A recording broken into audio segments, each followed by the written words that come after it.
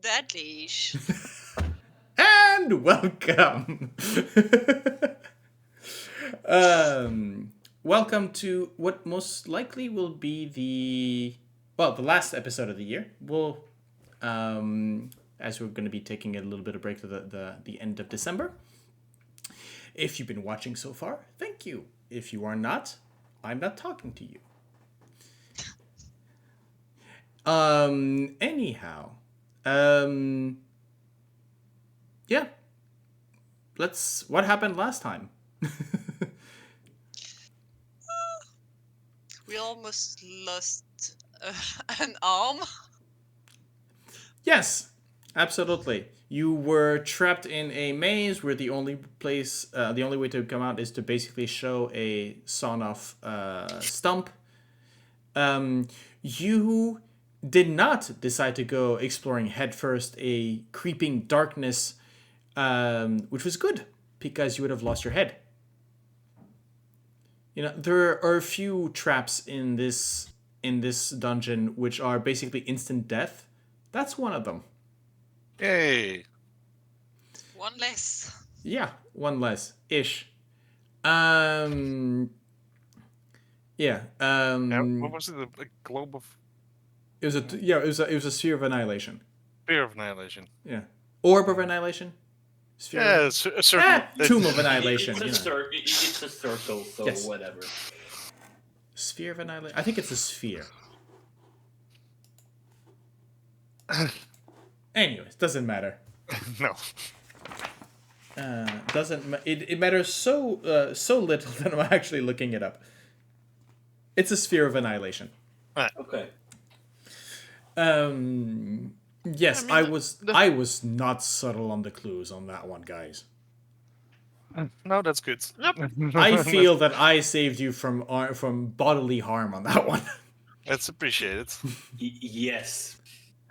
But you know why I did that? You really want to know why I did that? Because you're most generous, benevolent. No, it's GM. because you broke the mirror, and so I can't summon a new PC from scratch right now. Oh, right. You've come to that space in the adventure where if one of your characters were to die, I have an other out to put a new person in, but it's not going to be for a little while. So hang on to those lives, people. As much as you can. I believe me, I will try to loosen those souls from those bodies as much as I can. But in the meantime, as we had last left off, you had decided to, with your new, well, basically your new entourage. We have a new party. Yeah, consisting of Lucanu, a former bodyguard to the Chaltian Queen, decked out in magical armor. Zal, her Minotaur companion. Biff Longsteel, a adventurer of the now decimated or dissolute Yellow Banner Company, and Tlad Solbris, a drow, of which you do not know much about him.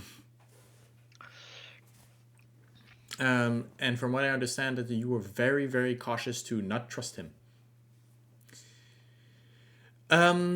And as you stepped into that sort of central room, at least to this floor, with an opening to the next one, standing standing over words tonight are a bit complicated. I blame my birthday party last night. Four four-armed gargoyles basically standing watch on top of what you figured out are basically four massive piggy banks, in which Vroon, with that newfound smell of yours, discovered that in contained copper, silver, gold, and platinum pieces, with an arrangement of sorts as well, as the value of the gold, the silver, gold, and platinum can be replaced by lesser coinage. You just have to add up to that particular amount, which you pretty much decided was going to be 1 copper, basically 1 coin. So 1 copper, 1 silver, 1 gold, and 1 platinum were dispensed by a variety of people. Because we're rich. Yeah. Having seen no reaction whatsoever from the statues, you decided, I believe, to rest. Yes. Heinrich, we need that. Heinrich, having set up the dome. Um, Calling everyone. right, but we were not allowed to press the button yet. no, you were not allowed to press the button yet because. Let's get some ambience in here. Because there is no way all of you are going to fit. Oh. So the it question... was never the plan. Exactly. So the question is, what is the plan? And actually, my question first is, Heinrich, do you put up the dome immediately, or do you guys basically set up a fire, set up, Well, putting up a fire in the dome is a bit. I see, for me personally, as Heinrich, I see more the dome as sleeping quarters, because I can regulate the temperature in the dome. So if it's a bit cold or warm, I can change it a bit. That's a bit in the spell description. Mm-hmm. And after that, Yeah, but I mean for cooking, for your evening that's meal. something we would do outside. Yeah. And after that, well. But we definitely should start a fire outside the dome. Yeah. Mm-hmm. So something like the dome would be here, and we would start a fire like on the other side, and have a nice meal on the other side, and then Yeah, that works. set up the dome once Heinrich actually goes to sleep, because he needs to be inside the dome for the dome to hold. Yes, Exactly. and I don't think the Minotaur can fit in. He will sleep outside. His friend will probably stay with him. The draw is not putting one tiny toe inside the bubble, so not much difference in the sleep arrangement here. Yeah, but he can't enter because I don't permit him to enter, because I can do that with that spell. Yes. You made your point very clear. You said no entry, so I say okay. You heard the lady. She said no.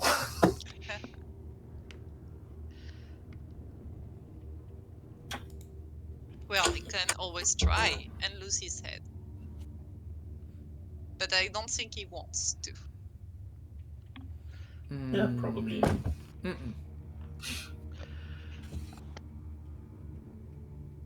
He's been an obedient drow until now, so... Yeah. I mean, if there's one trait that drow usually share, it's survival. True that, actually. So, is there, we haven't had a camp scene in a while, and so, is there any persons that would you like to talk to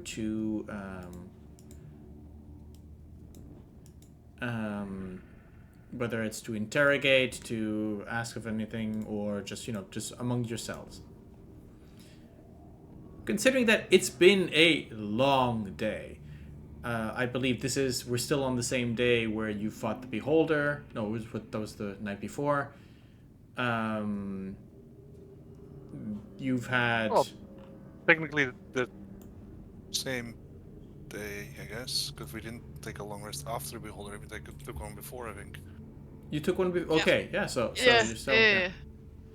So this is the day where you've been lost in a labyrinth. You've been liberating people from mirrors. You fought a T-Rex within the Again. floor. They came under the floorboards. A beholder. There's quite a bit of unpack. Are you hearing Yeah. the GM suggesting that these players do role playing?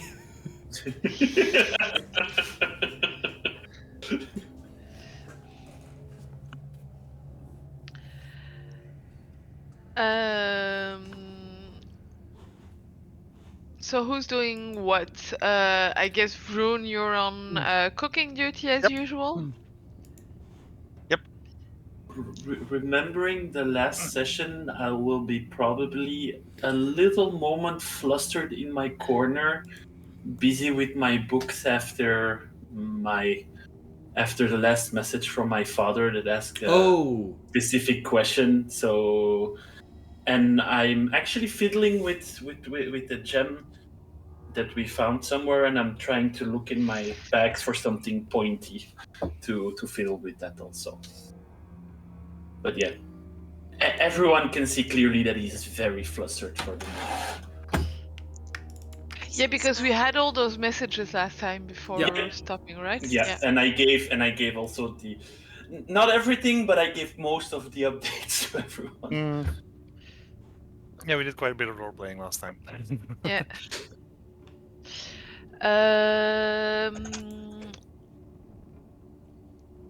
So if Vroon is cooking, I'll be by the fire.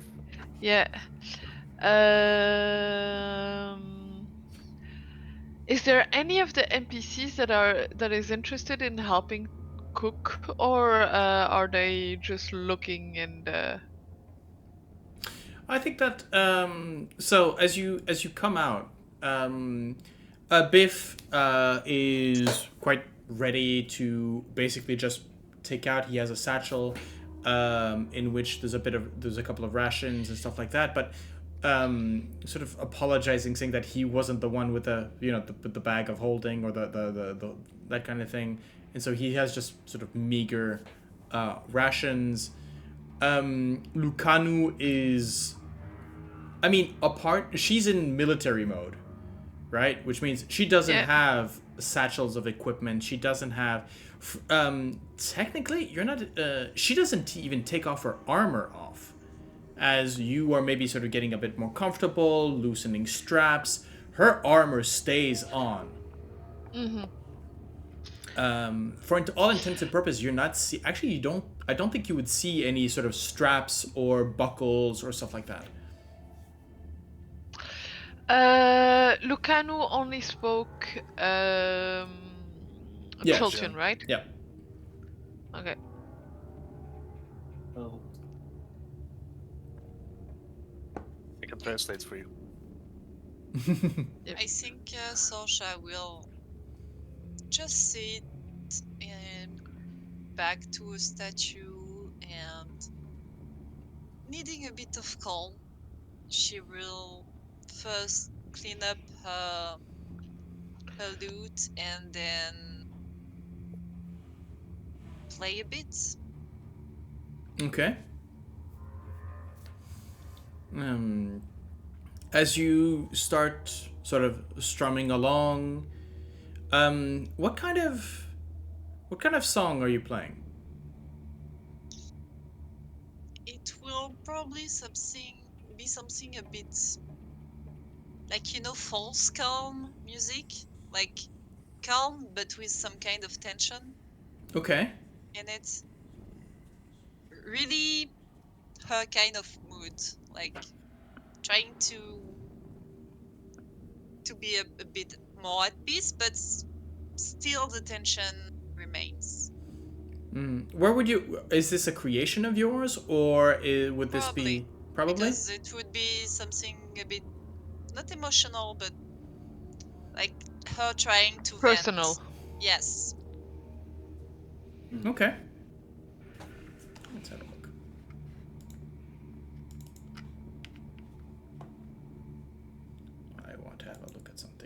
Okay. I'm actually gonna go.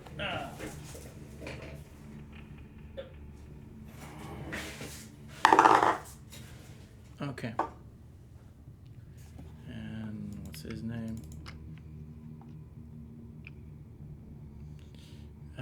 Come on. Okay.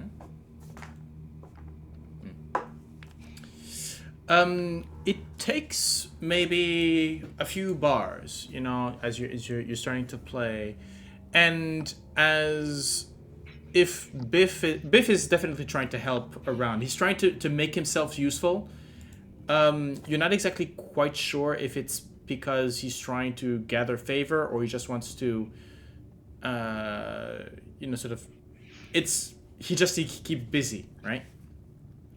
Lucanu is very much in a corner, sort of observing all of you.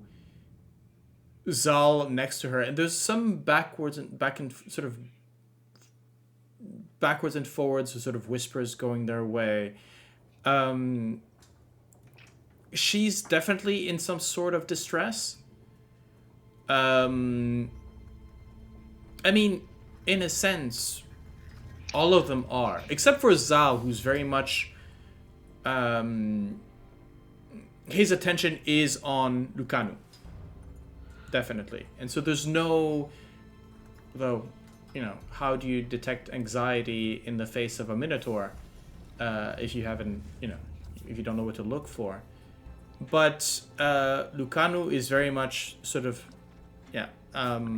she's literally asked you, Vroon, to sort of give her a moment.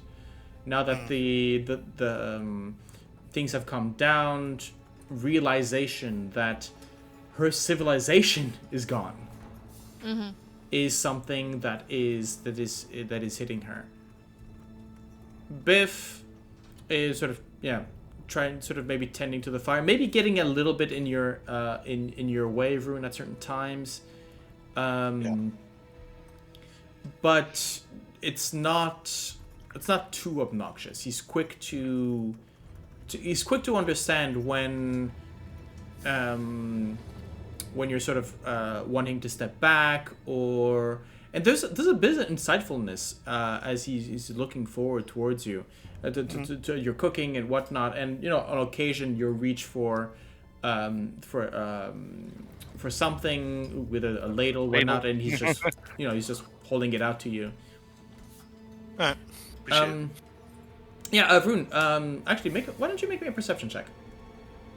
Perception. Is this smell related? No, this is not smell related. This is not treasure related either. Yeah, good point. Then it's a normal roll. Yes, those happen. 18. 18. Yeah. Biff is surprisingly insightful as to what you need next. He's, as Sorsha's tune is sort of emanating here, is this echoing column of a tomb. He almost sort of picks up the Sorsha's tune fairly quickly. And so I sort of started humming under his breath.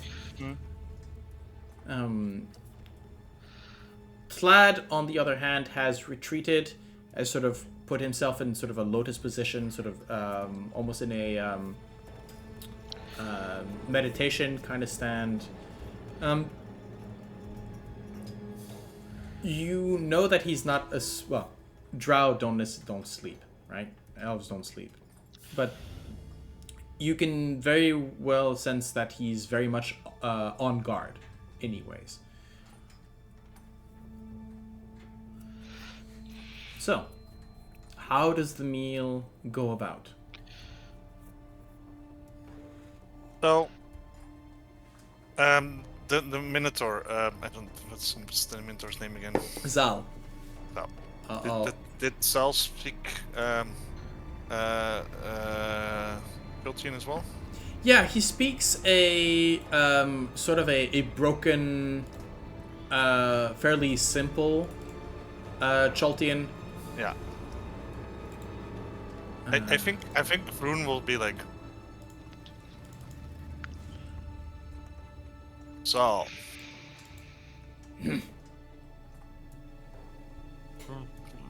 before you went into the mirror, were your people common in Schultz? I've never seen your people in the cities. Not city. Omu. Guardian.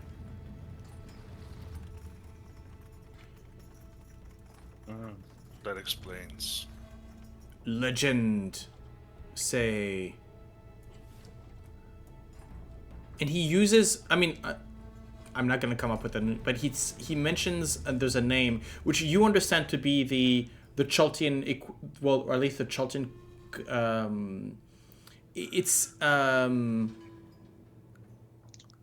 it would be I guess it would be the equivalent of a title maybe called Maze Runner or Maze Guardian or something along those lines.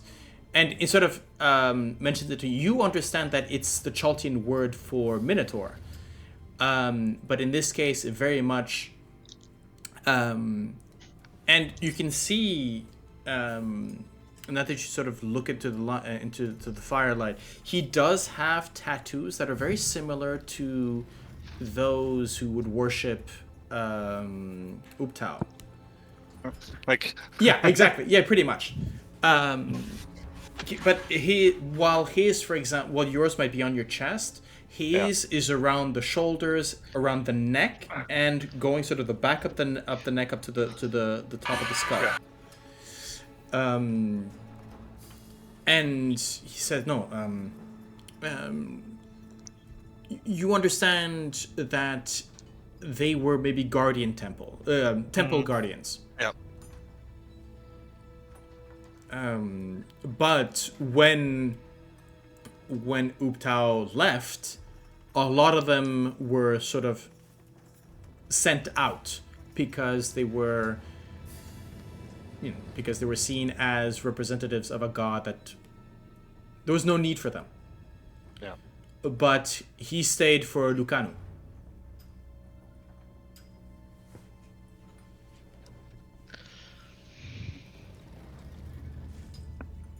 Okay. Well, it's good to meet another follower of Ubtao. Not follower.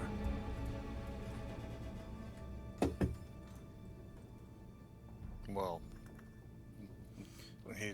he's not there to be followed anymore at the moment, but... Not that. Ubtao... important. Left, gone, no matter. This... pride. Yes. I understand. Lucanu sort of giving... Lucanu's also very quick to sort of, if Zal is sort of a bit hesitant on the wording or the explanation, Lucanu is sort of quick to sort of intervene and sort of give backstory and all of that. And yes, we did Zal's people a great disservice. When Ubtao left, they disappeared into the jungle. Some remained, but were quite often persecuted, as they were an easy mark for those who believed that Ubtao had abandoned us. We did fight a number of undead of his people. I say we, but I was not involved in that fight at all, but sure. I have a quick question. Mm-hmm. Wasn't it like 200 years-ish since Uptao left, or something like that? Yeah. I'm gonna check. But the fall of Omu was Okay. how long ago? 500? No. 600? No. I believe if I look, and this is what I don't believe, I think it was about between the 15, 70 years ago. It's not that long. It's not that long. And the city is in that state. Jungle. Yeah, but I'm the timeline, and I'm looking at you, Chris Perkins. The timeline about this is missing 50 to 70 years. We have, I think that I mentioned, I think we mentioned this on a previous sort of interlude. There's a princess Manuare that is staying with Arakokra somewhere in the northeast of Chult. She's the great granddaughter. Wait. I think she's the great granddaughter of the queen, the last queen of Omu, and we're supposed to imagine that there are 3 generations in 50 years. Yeah, that's a bit short and quick. Yeah, actually. I mean, depends on as long as they're human, then. Yeah, I mean, yeah. So, yeah, the timeline is a bit wonky, but we don't mind. yeah. It's also like one of those things where it's like, oh yes, this god left 200 years ago, and now nobody believes. And there's a lot of people that have longer than that as a lifespan. So Yeah, absolutely. I mean, look, if we're looking at the official calendar, in the same year, Elturel fell. There was the death curse. I think the death curse is the same year. You had the all the events of Baldur's Gate 3. I mean, the year of the 3 ships is a fucking cursed year. Everything is happening in that year. It's 2020 all over again. yeah.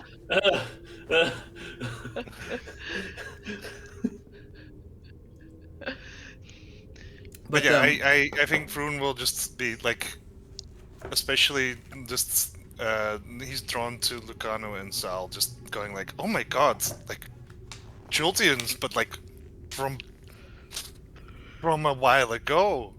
This is so cool. I'm trying to figure out if there's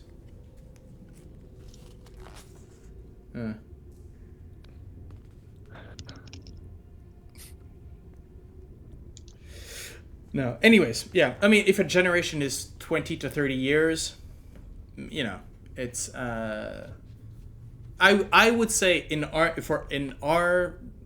thing right here, I would say Omu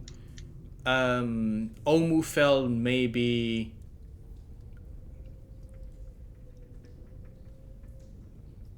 no, actually it would be possible. It's just that a branch outside. Oh yeah. But, I mean, anyways, if the daughter of the queen made it out and then had a child somewhere outside of Omo. But yeah, it's weird because on some hand she's saying, oh well, she's the inheritor of royalty, and others saying, oh, she has a great granddaughter. There's some contradictions. It doesn't really matter because they're not necessarily in play. But I would say that I would say it's been about the tomb was completed maybe about 50 years ago. It must have taken at least a couple of years. So I would say, let's say a Sararak must have taken over the city. The real fall of Omu came with a Sararak. Yeah. And that might have happened maybe. It's just that he was able to do it because it was already weakened by all the other shit that was going on. So, is that something that you want to ask Lucanu about? Oh yeah, probably. I definitely want to ask like what things were like when a Sararak came. as she starts talking, and Vroon, do you translate? Oh, yes. I mean, for anyone that's like, well, if like any of our group are sitting around the campfire as well to eat, and then I will definitely translate it for them if they're interested. Or does anybody have a spell of tongues or something along those lines? I think I have something that I can You have a understand. helmet. Helmet? I have comprehend languages if I want. But comprehend languages, does it allow you to speak to anyone? No, just to understand. Okay. So, when you start... So I think Lucanu, as you start basically asking questions, and she sort of... There's a moment where she just stops, she puts maybe her bowl of stew to the side. And she sets herself up in a... crosses her legs underneath, has one hand on left hand on her knee, and the other one sort of raised. And you understand this. I mean, you would understand this as the position of somebody about to as a teacher or a storyteller, which pretty much are the same thing. And she takes on in a very a speech pattern, very sort of rhythm. So there's Sorsha, you actually feel the rhythm in it. It's a storyteller's way of doing things, basically, and she starts telling the story. Gold. She's a gold. Well, you don't understand her to be specifically a skald. It's just a way how Omuans would tell stories and pass on information, is through a sort of a rhythmic kind of way. And Sorsha, as you listen to this, you can almost hear the sound. I adapt a bit to, even though I don't understand fully, I understand the tone the meter and intention. So I would probably adjust. Yeah, you understand that there's a rhythm. Most likely that these stories would be accompanied by a drum or by a percussion instrument, but you follow the rhythm, and as you're maybe you go from plucking the strings of your lute to maybe tapping on the lute base to sort of follow. And for the others, it becomes almost a mesmer as you get drawn into her words. Vroon shattering a bit of the illusion as he needs to do the translation, but the story pretty much goes like this.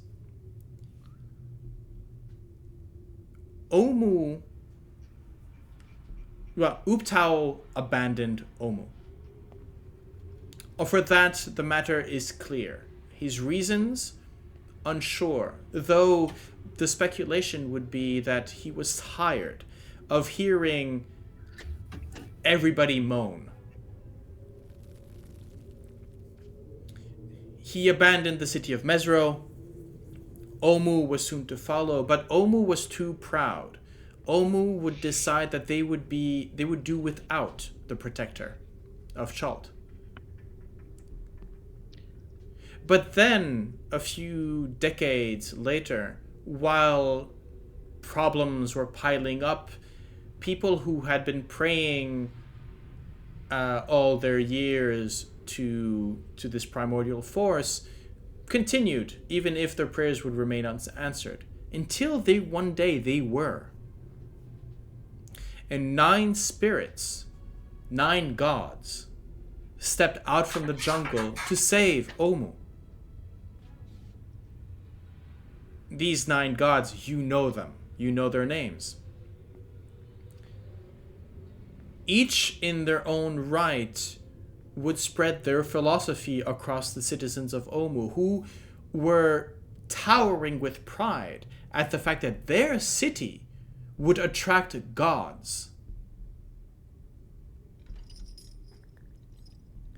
These gods demanded that temples be built in their honor, that they be praised, and started training priests and setting up basically their own cults. but we're always in their way.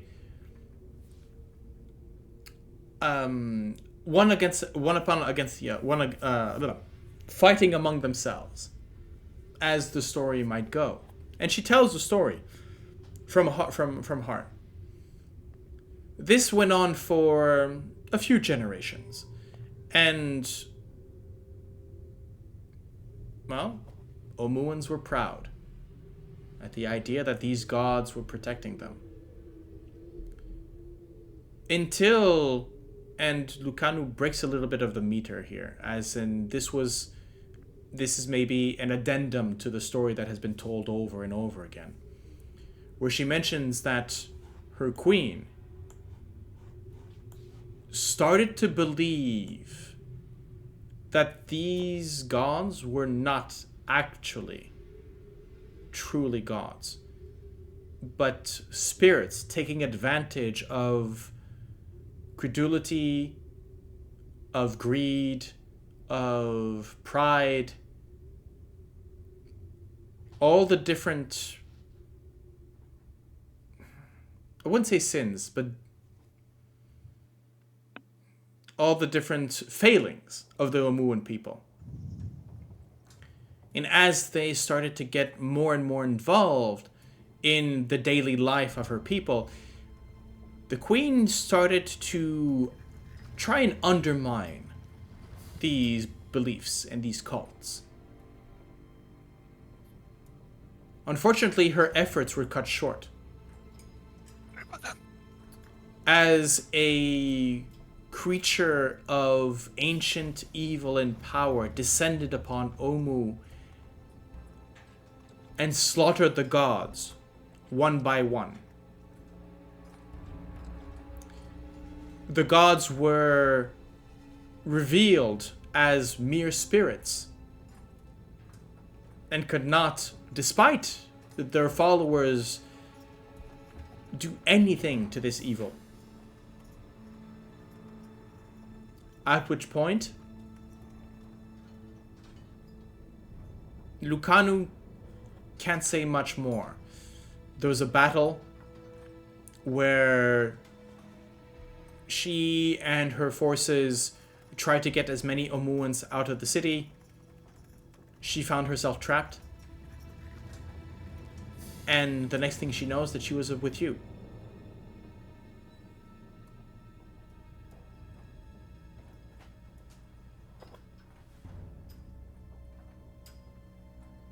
As her story ends, she her posture relaxes into more of a soldier-esque sort of crouch, picks back her food, and you understand that story time is over. Thank you for that. The last thing that she remembers was as her forces were being decimated by lightning, shadow, and flame, was the queen stepping forward towards the being hovering above the city and calling out to them. But that's the last thing that she remembers.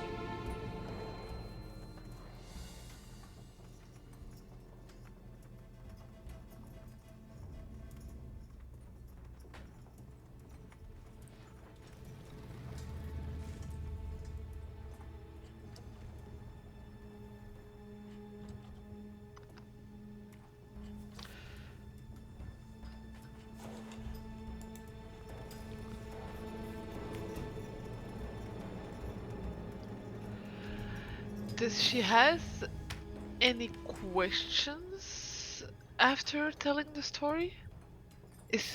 She's not asking questions about the state of the city or whatever. She hasn't. She doesn't, and she has not. No. Sorry, again. No worries. I think it's more like I want to see it with my own eyes. I think it's a situation what my gut feeling is saying.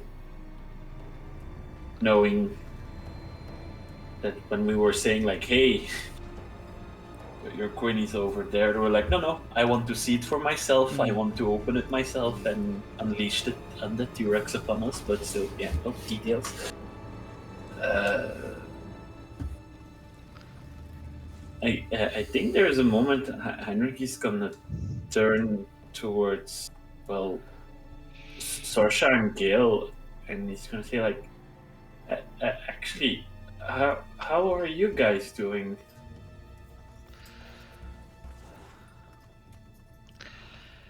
I miss the sky and the sea. Otherwise, I'm hanging on. And you, Sorsha, how are you doing? Well, I do my best to focus on tormenting you so I don't have to think about the rest. Is that answer enough? You see a very small smirk, and it's like, well, I'm not complaining. It's... Well, it reassures me a bit then, but...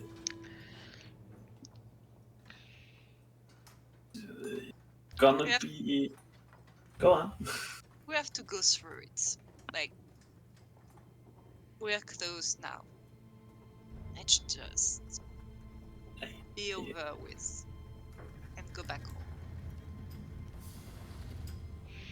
Yeah. I think while we're resting, I think I'm gonna work on finding a way to get quicker home instead of walking all the way home. Good. And you? Holding up? You just see like a little thumbs up, like I'm doing okay. My sister would never believe it, but I actually start to miss her. You And love your sister. don't tell her that. I'm sure she misses you too. She's annoying sometimes, but it's like a pleasant annoying, you know. So yeah. Now on a very weird question. Does someone has a dagger for me? I guess so. I pull out the gem, and I'm like, I need to scratch some symbols in this gem. What kind of gem is that? It's the gem that we had from on the turban of our dwarven friend. The one that was Yeah, but is it a diamond or is it something else? Because no, you're not something else. Because Okay. there was a diamond with a little stamp on it. That was what we given to you, I think, directly. And there was another one that was on a headpiece. That's why I was specific. Like, how much worth is it? That's worth. Yeah, that's gonna be mine. Thank you. I'll give you one of my daggers. And dear benevolent dungeon master, I am going to try with my dexterous hands. I'm gonna try to scratch a word in celestial into the gem. Okay. For what purpose is this? This is one of my components for a spell. Mm-hmm. I need to look up the name. It's Tasha's Otherworldly Guise. It would help me. Yeah, it's something that he has been working on and knowing some information about certain things that we're fighting against. He's like, I want to be useful. I'm gonna work on that. Okay. Do you have celestial in your? Yes, I do. I can speak celestial. With the symbol of the outer, an object engraved with the symbol of the outer planes, worth at least 500 GP. Oh yeah, I mean, I have. This is something that. Huh. For me, if I need to roll something, it's just that I cannot say suddenly like, I have the component for it. No, it's something that I found. I mean, you have mending, right? I have mending. Right. Yeah. Which basically means that if you were ever to sort of scratch wrongly a word or something along those lines, you have your cleric that just could ease it out and sort of erase the scratch. So I'm not going to have you roll for it. I'm going to consider. I'm not going to tell you. Oh, by the way, that 500. 500 GP item. And you need to move on to the next one. I think the symbol that I will put in, and that will be Heinrich's little secret, will be a symbol of the storyteller, the people, the person that sings. It's for him. It's more a reminder of what he's protecting, also at the same time. So you want to? So in Celestial, I'm gonna make a symbol of a reminder of who am I protecting. So technically, the symbol of the Outer Planes is not necessarily a word, but I like the way you're doing this. Yeah, you would know. Let's see. How to read Celestial for 101. Yeah, you would actually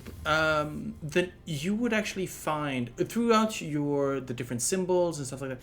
You would most likely inscribe not the name of Milil, but maybe one of their symbols. So Milil being the deity of song, poetry, eloquence, creativity. Yeah. You would be maybe engraving. Okay. Plus, if Gale is next to me, would she know what it is? While I'm like scratching it in. Gale talks and reads common and primordial. If you're not explaining, she'll probably not know. I'll explain it. Though, if it's not a word but a symbol. Yeah. Well, in this case, the symbol that we're choosing is the name of Milil in Celestial. Sort of a call upon. Yeah. I'll tell you in a very hushed voice. I'll explain to Gale, like, it's the symbol of this. It actually means that. And after, when it's done, I'll give you the dagger back, and I'm like, thank you. I appreciate sharing these moments with you when I try something new. It's nice. You're welcome. But hey, good news! Maybe your company is coming to help the citizens. We called for help, so there's a chance that they're gonna be there. I told them there was an opportunity. We didn't exactly call for help. Well, but, like I said, there's a chance. Yeah.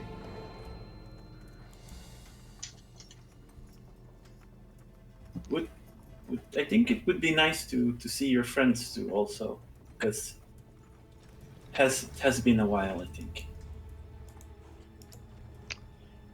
Indeed, it has.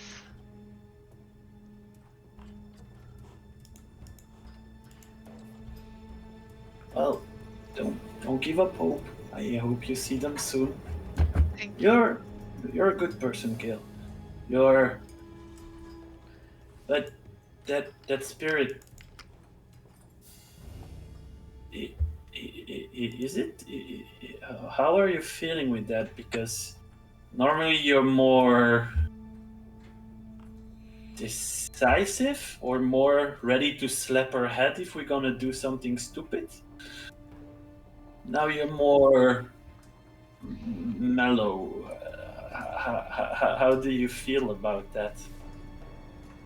Am I?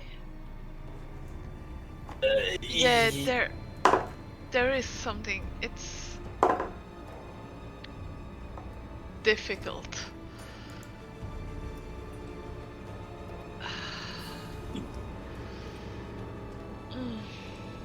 Like,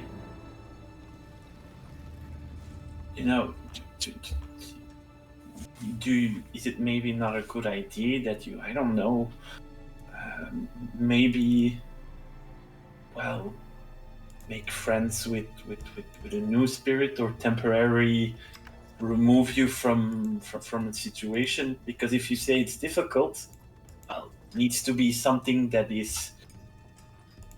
goes with the flow, not that constrains you at the same time. You think I should get rid of Unk? It's not getting rid of it. I think you need to find a more compatible friend. If and I look around a bit with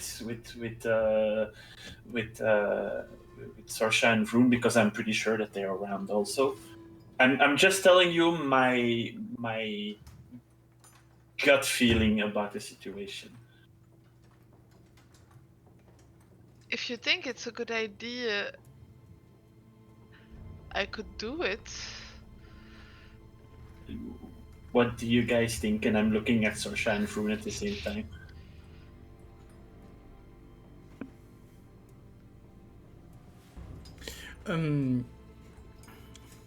In your mind, Vroon, you hear the familiar tones.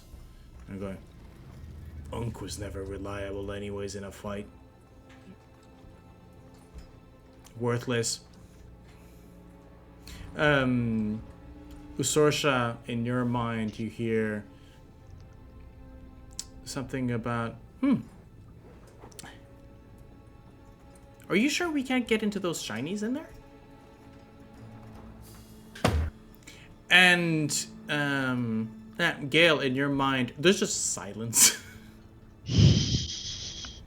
Somehow your god has tuned out from the reality around them and decided, meh, do what you want to do, I guess. Maybe. Damn. I don't know what she's thinking. Not sure what Unk is, not sure that Unk knows what Unk is thinking.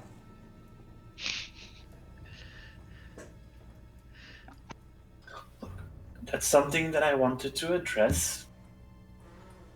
I'm just giving you my advice and my point of view. After that, Gale, if you feel that it's okay, go for it. But like, it makes a little bit of trying to be a bit like a warrior-esque position. Is like, you need to be at your most efficient, Gale, and that is very important. Or else we're gonna get our ass kicked, and that I don't want to.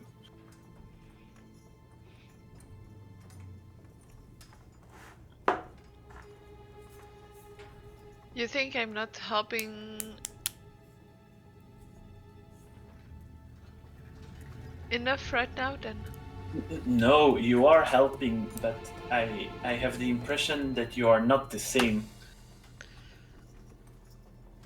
That Are there you is a happy? bit... Yeah. Well, yeah. Thank you, Vroon. Are you happy?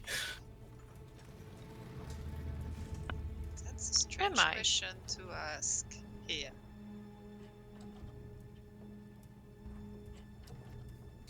There's maybe just a little bit of a laughter coming from the drow, actually. As he says, your only choice in this matter is to feel mirth. For it means that you are actually acting. Despair here is the standard, is it not?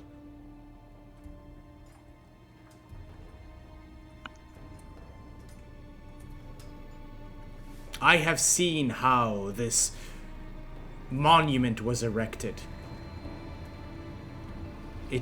These walls are packed with the bones and the ash of the inhabitants of the city. They are part of the mortar of these walls.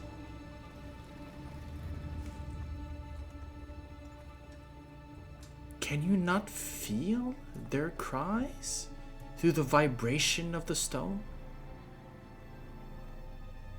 So laugh, if you wish. Just be wary not to disturb those whose silent torment haunt these walls.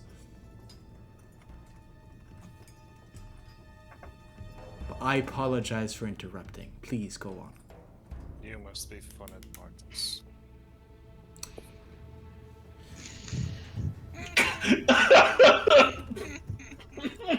I have amused more than my fair share. But where I come from, if one is not amused, well, that is a fatal mistake. And from what I understand of my situation, she was not amused. Or bored. Yes, most likely bored. Yeah, beware of bored ladies. Well, and I will admire those who know how to amuse themselves. Go back to meditating, will you? You need a bit of rest. Do not worry. Less than you. Yes, well. You've heard my point. Was being polite. Heinrich, Yes? that dagger, the dagger. Can I borrow it for a second? Gale? I think we need to cut the tension. Oh. I thought you wanted it for the draw. I was surprised. You see literally Heinrich for 5 seconds looking at the dagger, not understanding the joke, and then be like, right, I'm tired. Yeah, well. Oh. It's okay. Actually, the drow sort of smiles at that and says, "For that cause, I will gladly donate mine. And maybe it would put you at ease." And sort of pulls out a very sort of takes it out of his sleeve, basically. Sort of there's a flick of the hand, and there's a very slender ivory blade, basically, sort of a stiletto type, and which he sends skittering across the floor in your direction. Then, like, Vroon just sort of like with his like he's sitting down on like a, I don't know, like a backpack or whatever, and just like use his trunk to slide it back and like and then like he pulls, like he has like a weirdly curved dagger as well, looks more like a sickle. Okay. And it's like, I came equipped for actual cutting and that swords and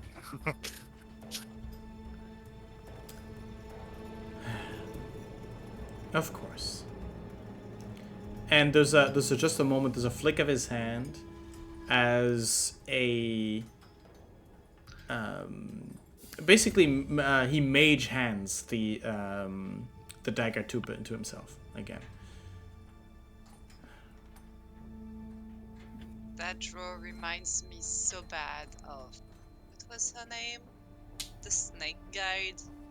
Like, he has to say. She says that in Dragon Age. She reminds me so much of her. I can't stand him.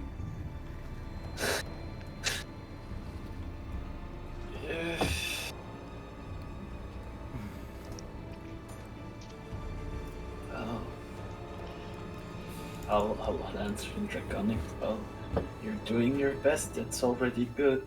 We need to survive this, and we need each other. I'm not considering cutting his throat. Like, he's annoying, but don't see that reason enough. I mean, I guess I would have my own throat cut a few times if being annoying was a murder reason. But still, I don't trust him, and his way trying to befriend you guys reminds me of her, and I don't like that. Yeah. That's all.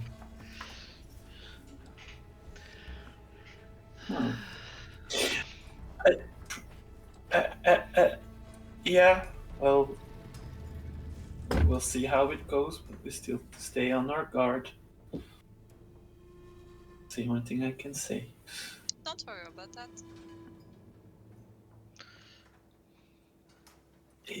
He's gonna scratch his head a bit, and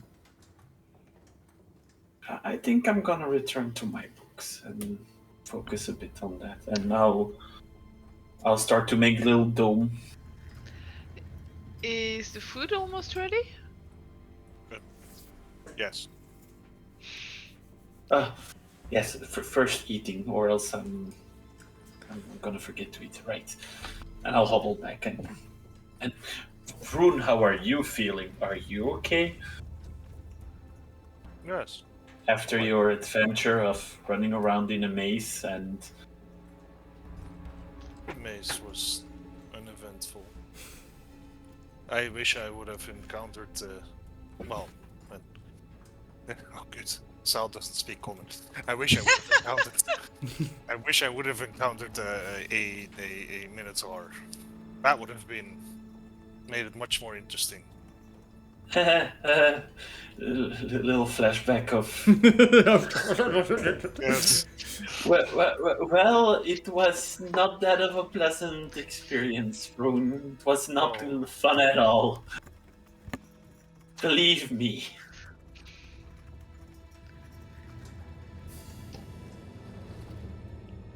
I enjoyed it. But I'm glad you got me worried when you jumped away, you know. Well, I wanted to trace the pattern of the thought it would be similar to other times where we found enemies like that. I literally jumped behind you and I got Sorsha mad against me. Mm-hmm. Yes, only against you. Not to me. I'm not sure why. I think she might like you.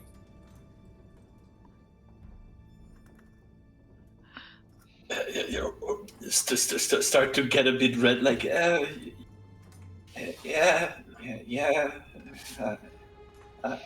know, I guess, and, well, you seem like very low voice, like, well, she's important too for me, but... Oh, really? Yeah, give him like trying to give him like, you know, the little bump with the arm against him, like, yeah, shut up. And I think that will be like this is one of the situations where like Vroon really like treats you like a child, and like the trunk goes up above your head and ruffles your hair, which is like your hair actually stays in a slightly weird position because like the tip of the trunk is slightly damp. So the cowlick, yeah. Yeah, it's a weird cowlick now. Vroon, when we get out of here, I will kick your ass. With all the brotherly love I have for you, but I will kick your ass in any way or form I can. or I will do the most impressive prank on you. You will not see it coming, but this I will swear on my personal pride as a wizard. I will get you back for this. Yes, I will get you back for this. I would like that training, actually. Considering that we are going to be fighting possibly a lich and hags, I feel we should spar sometimes. Sure.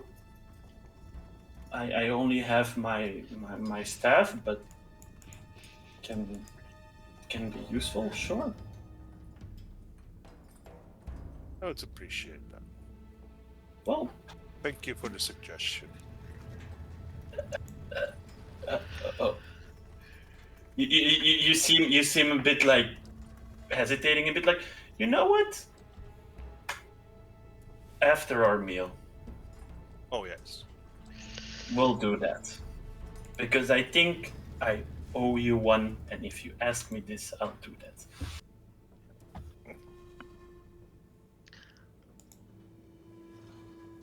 Very well. Okay, well that's good for me.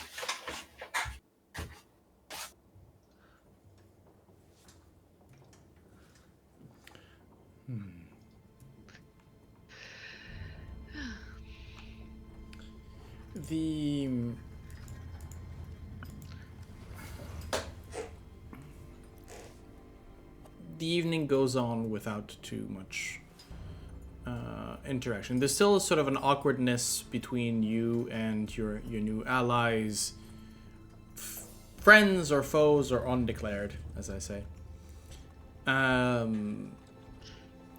But there's definitely a moment where, as the fire is dying down and the smoke, you can see that there's an air current coming in from the bottom of the hole. Bottom of the hole, right? The smoke sort of drifts between the four statues. You can see the smoke sort of billow and sort of move up this air current going up high. On occasion, you will still feel the creaking, the vibration is sort of something of a large machine, sort of shaking the ground where you are. Have we decided on watch turns? Not yet. Not yet. Yeah. Well, I can lend Nugget to someone to help out a bit, but I need to stay into the dome if it needs to stay up. So. And how are you arranging? So first of all, who's in, who's out, basically? I would like to. It's probably best if I take a watch with Lucano and Orsal, just because otherwise they're communication. Yeah. Can take a watch with Beef. Someone else. I don't. Okay. Does Gale want to? I'll have the watch with the drow. Yeah. Well, the drow. If at some point you pretty much know you need 8 hours, they need 4. They need 4. So there's a point gonna where be awake. Yeah, exactly. Yeah. Anyways. I'll do my inscribing as always to try to get it as high as possible. Yeah, and there will be Nuggets and Leroy. Yep. As always. Okay. So out of those, who do you let into the dome? Who wants in? I mean, the Minotaur is gonna be too big anyways. Yes. Minotaur is gonna be too big, but I let the group decide. But let's start with who wants in. I think definitely Biff would not be as he reminisces on the fact that they too had that particular that was one way for him to relax actually, with his former crew, because they would use the same magic. You would not be against it. And if you, Sorsha, if you're the one who proposes, look, to share the shift, he enthusiastically says, "Okay, yeah, very well, yes, yes, yes." No, it's pleasure to be asked rather than commanded. Some of the members of the company were, well, I was the last one to come in, so dig the latrine, Biff. Empty the latrine, Biff. Scrub my bunions, Biff. You know how it is, right? Well, now you're alive and with the party, and they are not. So you're either much more lucky or tougher than them. Or both. I don't care, I don't mind. You're there. Sure. I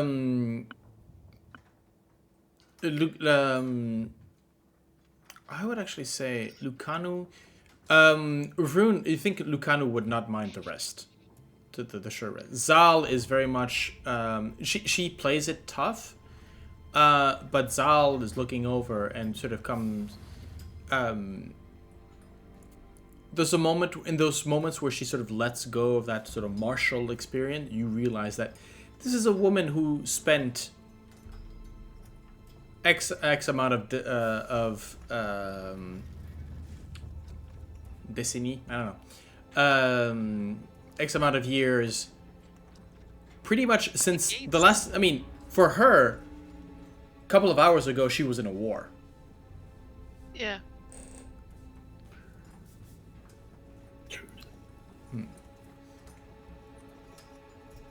So, do you accept Lucano? Zal is basically asking you as a favor. Can she rest? Okay. I will add Lucano to the circle. Yeah. I'm guessing Vroon as well. Anyone you let Biff in potentially? Or Yeah, I don't mind. Okay, and Gale. So, outside we find Zal, Nugget, and Claude, who's, very much in a corner, brooding, as most stereotypes would have him. Who's taking first watch? I can. Okay.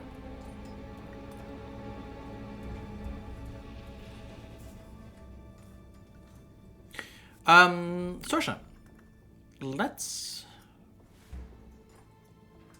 roll me a perception check. Sure. Perception, first roll of the night.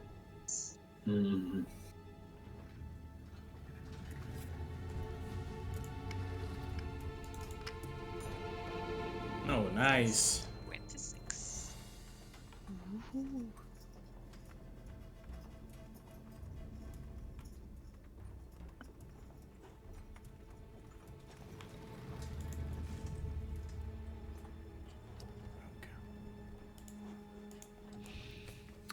As you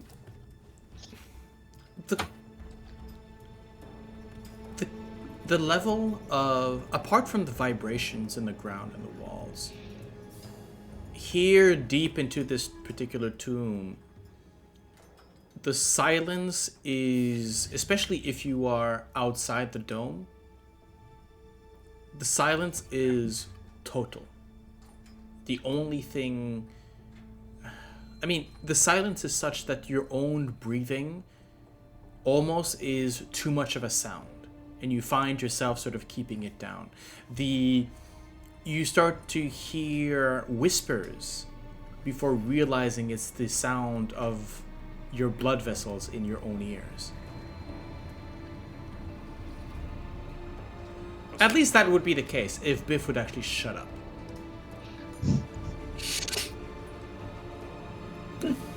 He is, without becoming annoying or whatnot, but you realize that he's a nervous talker, and he is very much nervous, and seems to be talking about this and that, general things, asking you questions, particularly interested in Waterdeep, actually.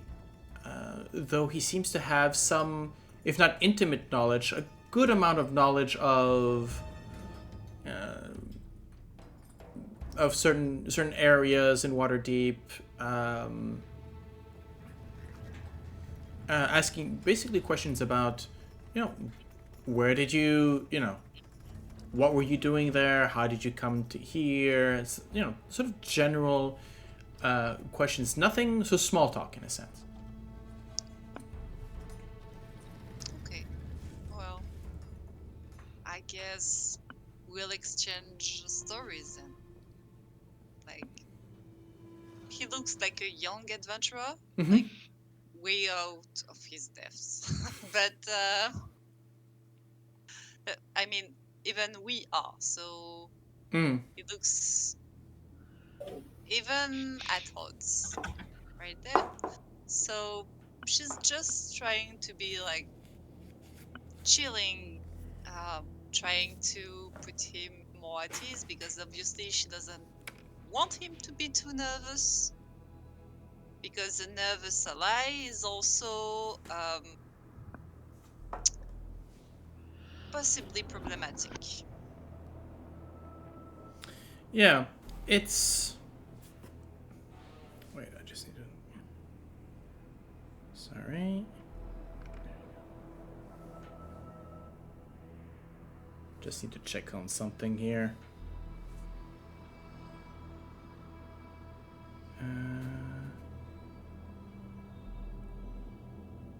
Right, okay. Perfect. Yeah, there's a moment, there's definitely sort of the moment where he does have a certain charm to him. Definitely. This is not you, as you try to seek to put him at ease, he does. And there's definitely a moment where it gets more comfortable. Let's put it that way, between the two of you. I'm not talking comfortable with, I'm talking comfortable. I'm not trying to put in it's not an insinuation or whatever. It just he starts asking questions about Laro, as to where that little come and how that thing came to become your familiar. How much do you tell him about your adventures? She would probably stay on the general level he could learn by asking around in Waterdeep. So that's quite a bit of the story, but that's not the full detail or the main, critical points or too personal things. It's the adventure she shares. Okay. Because so remind me, what face are you wearing? He went out, he got out of the mirror after the draw, so he's seeing the human Sorsha. Okay. He's always seen that face.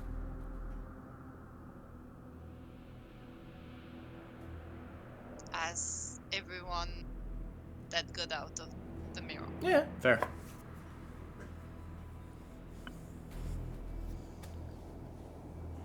There's a moment where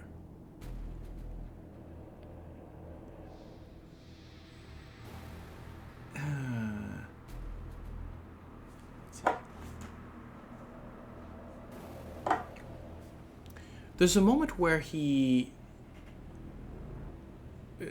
his attention sort of turns to you, basically to you.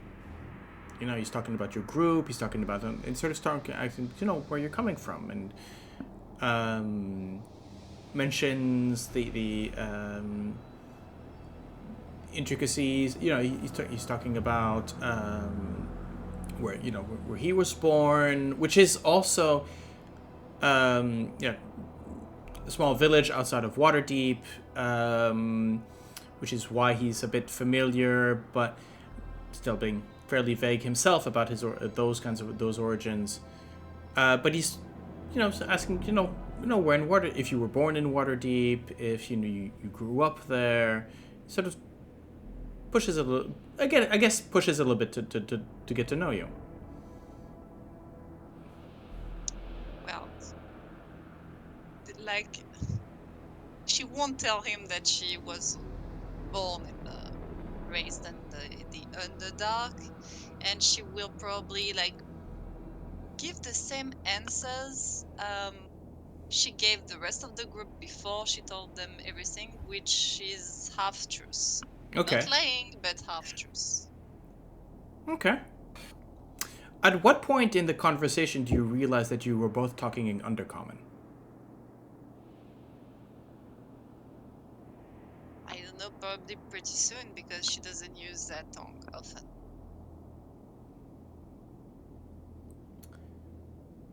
Thing is, on a natural 20 on my end,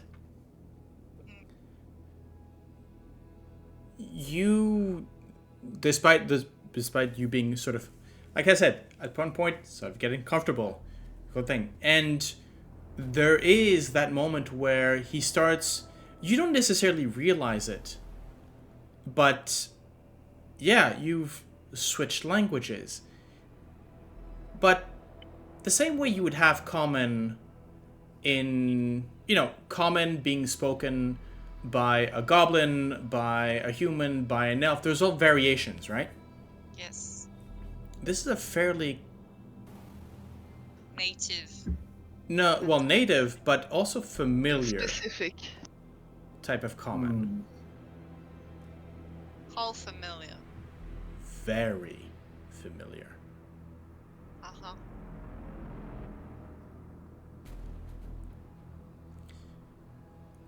The moment you sort of clock it, what's your reaction?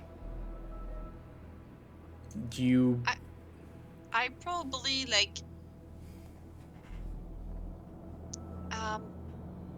because there's probably a way we talk and recognize ourselves amongst our group, and I feel it would probably be talking about something insignificant, but having a gleam in the eye, or something faint, but something that could be an illusion of the mind, something you would imagine, but something Changeling would see, would recognize. So, changelings. Usually, the fact that and the way the changelings that we have interpreted, right? As in changelings being cousins to doppelgangers. Doppelgangers have mental abilities and stuff like that. You know that within your own group, if that wasn't for that protection that you'd had, a lot of the verbal, if for humans, verbal is only 10% and the rest is, physical language, it goes beyond that with some of your kin who also have that mental connection. You start realizing that a lot of the conversation that you're having with him, that percentage is missing. You're not getting the full scope of his conversation because you realize that the way he's speaking and the undertones and whatnot, he's staying very, very still. But you realize that part of that communication is missing. And there's just not a tap at the door, but the equivalent of a shadow through underneath passing in front of the door. You know what I mean?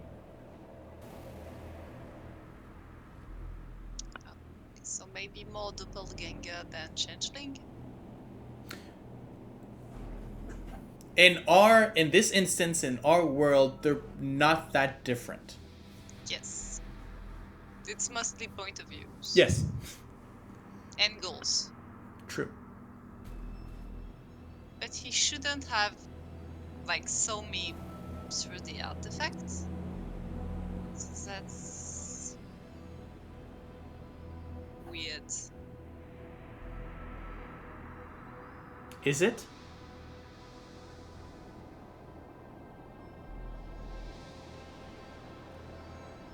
I don't know. She probably will use like detect thoughts to communicate.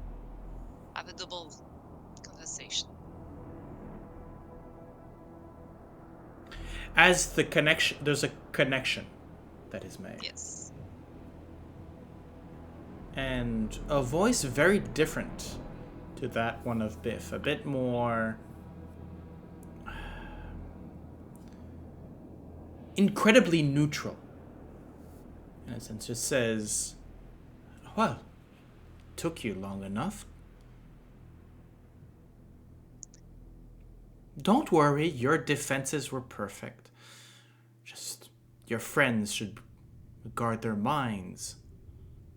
Especially the one in the robes. Your face seemed to go through his mind quite often. Well, I've told him that would be an issue, but Oh, don't worry. he insisted on ignoring that part, I guess. Oh, don't worry about him. He is of no danger to you. And nor I to you, for that matter. No. I know about him. I mean, about you. If there's one trait that I share with most of my cousins, including, I guess, your branch of the family, is that we are survivors. We long to explore. I followed the Yellow Company. I replaced one. I met them. I replaced this young adventurer just off the boat as he dropped into Port Nyanzaru and did what I could to join the Yellow Banner Company. I dreamed of adventure and something new. And what, if you don't mind sharing, what would a doppelganger's interest be here? Curiosity. You would know this. Doppelgangers are hedonistic. They look for something new and move on. Part of the reason why they change shape and they take on other people's lives is to learn something new and experience something new. The same way we role players do this. A doppelganger is a PC in a Dungeons and Dragons game. No, he's a player in Dungeons and Dragons. And so his answer is not too far off, for that matter. Is that maybe he just got in, wanted to explore the jungle, and got into a bit more that he could chew. And he seems to be fairly truthful about that. Through this link, you have a better image of himself. And I mean, there's a moment where as just in the firelight, sort of hidden away, you can just see that his hands indeed sort of elongate just a little bit, turning sort of a pale white and then moving back to his original hand. No. Now the only reason that I'm sticking close to you is I want a way out. And with those schmucks out of the picture, well, my chances are with you rather than with them. Most definitely. That doesn't change a lot for me. Well, how about this? Oh, as in, you do not trust me. Is that the situation? I don't trust you less or more. It's you're just someone I don't know going along. So I don't distrust you. But no, I won't blindly believe in everything you would say. I guess you understand. Oh, I applaud you for it. How have these these three, sorry, accepted you so quickly and so fully? Our kind are boogeymen to them. If I were to reveal my nature to them in any other way than I have done that with you, they would most likely throw me in that pit over there. They won't. But I guess that's where all branches go in different ways. Like Oh, the of goals are making course. everything. Of course. You are part of that group called themselves Changelings, aren't you? I've heard about you. Mm-hmm. A little schism from the family. The White Sheeps. I don't know about that, but I believe we can be more. More what? Of course we can be more. We can be anything. Yes, even recognized. And not thrown stones at. No. My dear, you have me mistaken with one of your own. I am only recognized should I wish to be. Yeah, I know you're not a changeling. So, But that is the fact. The changeling's philosophy, for lack of a better word, is one of moderation. You've become more human than the ones you copy.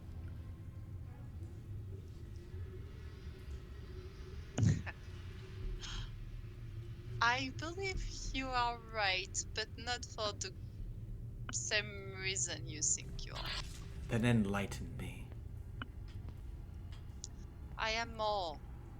I am more good. I am more awful. And I am allowed to be so and can fully express myself. That is freedom. Freedom within your own limits. I appreciate that idea. In a sense, a cage can protect as well as keep in. Which cage? The cage of your identity. The one that you've decided to make yourself, the way that you are seen by your companions. I would say that my nature is changing. Yours is fixed. Who is the freest then? Well, if you consider your freedom being in the shape of your face, and that's a bit narrow-minded, I get beyond says my face. yes. But it's easy, right? To change shape, face, identity. It's so easy for us. It's like breathing. We don't have to try. We are. But to transcend oneself, to get grasp of what we want and fight for it. Did you ever try that? I know of only one people capable of living on a single breath, and those are Genasi. If You're indeed, as you say, changing is part of us as others breathe, well then breathe. Hyperventilate. Flex. Accept your nature. It's not because it's easy to fly for a bird that the best birds are the ones stuck to the ground. Who says I'm not accepting? Because I'm claiming more doesn't mean that I am not accepting. Then what is more for you? Not hiding. Is that it? Being accepted as who you are? No. No, I don't care about that. I mean, I care about the people, a few people, but it's not about that. It's being... All kind is always fleeting, running, going away at the slightest difficulty. I'm not that. I'm not running. You face your problems. At face value. In my way. Absolutely. And that is why you are wearing this face instead of your own in front of us. Because Tlad, Zal, Lucanu, and I, we're not part of your intimate circle. We're dangerous to you. Oh no, I wear that face because otherwise I would have killed that troll. That's the only reason. Then why didn't you? I saw the scene in your friends' minds. He was right there. And I've seen in the wizard's eyes that moment where he fell upon your inanimate body. I've seen his gaze and felt his hatred for that drow just as strongly as I have not felt yours. You must tell me how you do that. I could, but I chose not to, for my own reasons. Of course. You have your own shields. You have your own tools. Because you've accepted to limit yourself to needing them. Why are you trying to, chastise me about my way of living? Because it's fun. And because we have nothing to do but talk and discuss philosophies. I have never met one of your kind, if I may be so bold to assume. Meetings between us are rare, infrequent, and quite often violently... anyways, to have a conversation with the pacifist, those who have decided to go the higher route, is fascinating. I used to be a pacifist, actually. Oh. I used to. But I'm kind of my own branch. Not full changeling, I would say. Not full changeling philosophy. No. Somewhere in between. Of course. So tell me. I am where the most fun is. And fun is, for me, is in the shades and the subtlety and the play. Sure, I can believe that. But there's something thrilling about going deeper into character, losing oneself to the memories and sensations. But I agree. Moderation is the way of yours. But I would ask you one question now, Changeling. You haven't been spending much time in that drow's head, have you? No. Cowardly one, that one. He's seen your armor and is fixating all the frustrations and hate that he had about his house's females upon you. Cowardly. He will not take a direct move without a very good opportunity. And as long as you have your group and your bodyguards, you are safe from him. He's way too attached to his own lifeline. That can change very quickly.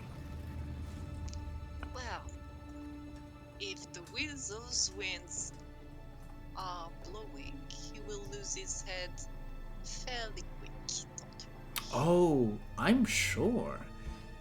I mean, should you wish it? I can go now. The other is asleep. I believe he as well.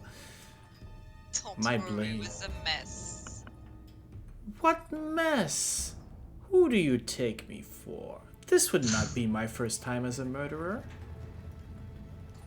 I believe you, but There are so many nooks and crannies in these tunnels. I'm sure that I can find a place to stash a corpse.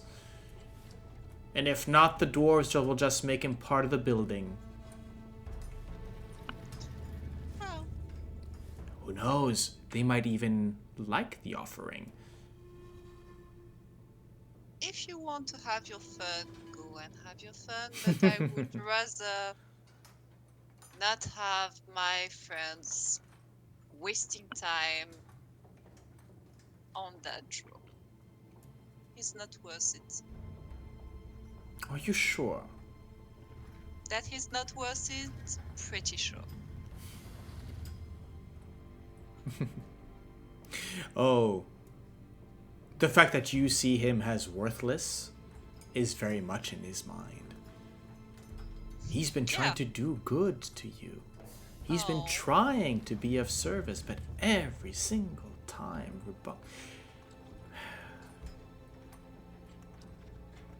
his mind is an interesting place. Not really interested in groveling rubs, but have your fun. It's movie night. Then I shall. He gets up. As he moves, there's a moment where his skin sort of ripples, moving to the light of the dying fire. Just rippling, turning pearlescent, white, in some areas dark. Just moves across. There's a moment, even with you realize that if it were not for your dark vision, you would lose his sight completely. Something of almost a chameleon-like shimmer to his skin. As he moves, you notice that he's taken off his headband. And the sort of the brown the brown hair that he had turns white. And in just the fire, you can see that the back of his neck is turning black. His posture changes. He gains a little bit of height, loses a little bit to the shoulders. And quite soon enough, as he turns towards you, it's Talad's face that smiles towards you. As he kneels down, you see him basically very slowly grab the mage's wrist. And just as there's a jolt from the mage, you see him you see the new Tlad grab the mage by the wrist, and as the dagger springs out from its hiding place, he moves the arm just underneath the mage's skull.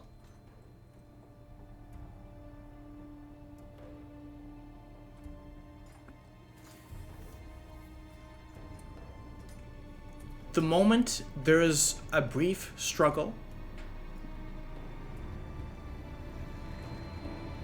and the body that was in meditation sort of slumps to the side.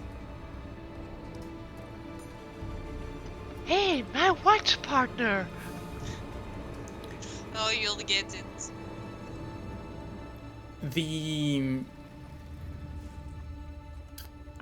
There's a moment where he gets up with surprising, again, in this sort of drow, thin mage body, grabs the mage, basically hoists him up on his shoulder, and carries him across here, basically.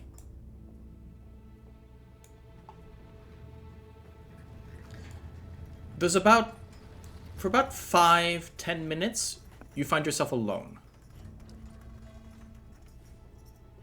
And then Biff comes back. But you notice that he has a slender dagger at his hip. You should cover that. Why? Because you'll bring chaos to the group. Oh, and you're not going to be able to tell them that something happened. Well, I borrowed it. He just never came back to take it. Well, don't take my friends for morons, please. They are not. Never! And they will probably probe into it. And I don't intend to blow your cover, so... Which means you will protect me. Not at any cost, so be reasonable. Very well, I will keep it hidden. Or better yet. And he unhooks it and gives it to you. Offers it to you. Thank you. But I have no need of a souvenir from that group. This is not a souvenir, this is a tool. A peace offering. This is a gift from me to you.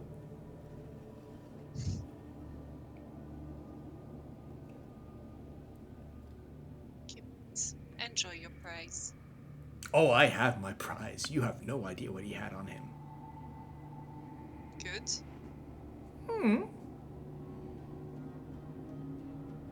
Oh, there's a few things. I will be treasuring. No, I don't need this. Take it.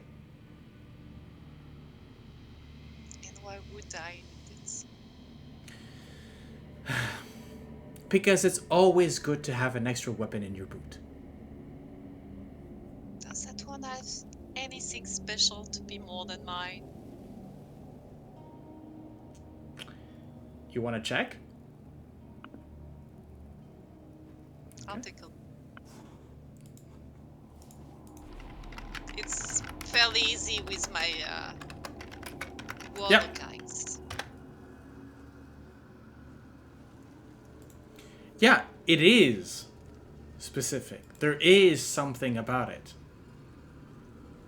As you realize that as you examine it, you realize that this is a dagger of venom.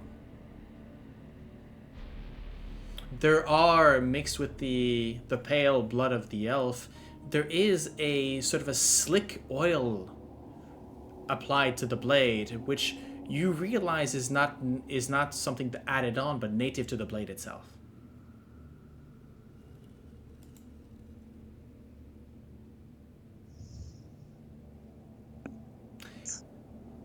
Take it. I've called it mercy.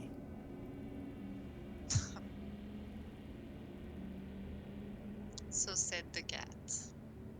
I take the Cat!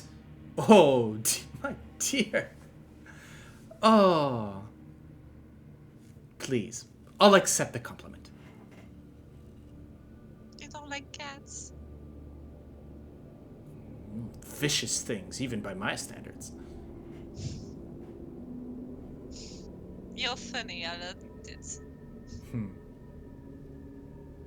So, what now? Now that I've eliminated a threat, and I had to convince you to it. Gee.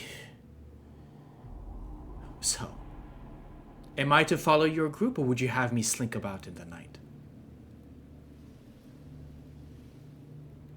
You can do whatever you wish for.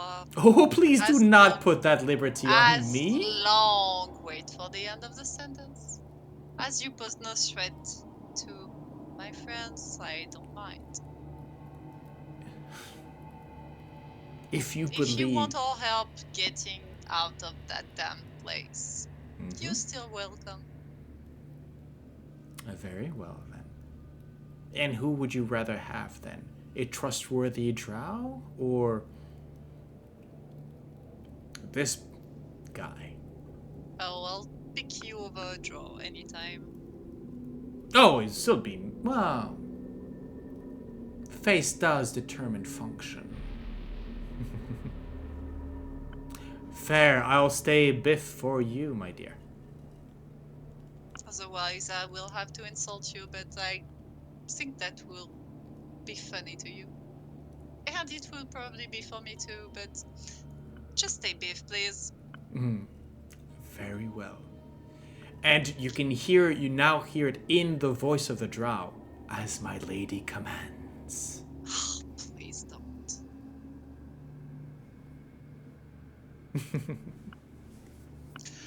Well, now that is done, I believe that this body should require rest. So let's play up the appearances and wake up the others, shall we? Sure. Now, before we do that, what do we say about the elf? Just wandered off. Stuck his head in a dark corner. He went away. Sure, yes. Simple. Let's say that. Who's second watch?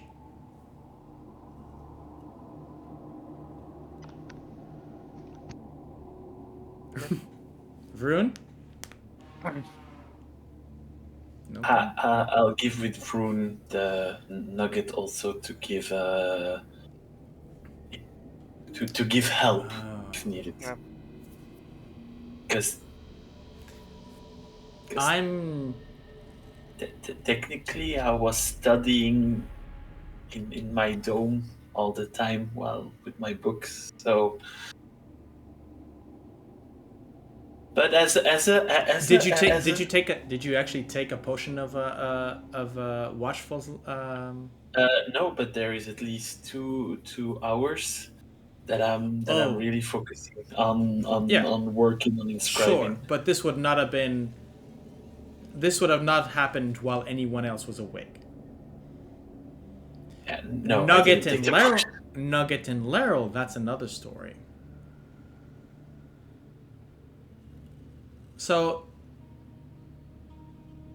make me a stealth check for Nugget.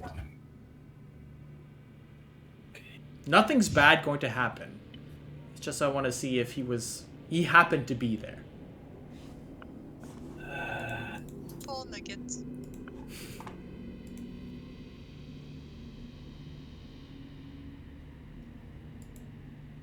Well, 21 for Nugget. Okay, let's have a look at what a doppelganger's perception is.